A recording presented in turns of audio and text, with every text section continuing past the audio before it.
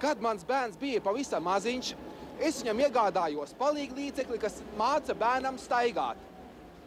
Šī līdzekļa nosaukums – guļantka. Latviešu valodā tātad staigulis.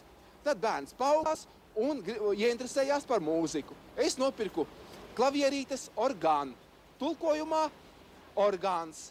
Tagad viņš man pieprasa lūk šo rotaļlietu. Pistole, straume, makstī. Cena 5 rubļi. Un šeit lūk lietošanas pamācība. Rotaļu pistoles straume makstī imitēja kaujas pistoles šāvienus. Pirms rotaļas barošanas elementi jāievieto pistoles rokturī zem bīdāmā vāciņa ar negatīvo polu uz leju. Bīdāmo vāciņu var izņemt, pavelkot izvirzīto daļu uz augšu. Mehānisma apstāšanās gadījumā pistoles ārpusē redzamās jāpagriež bultiņas virzienā. Pēciet arī jūs pistoles straume makstī.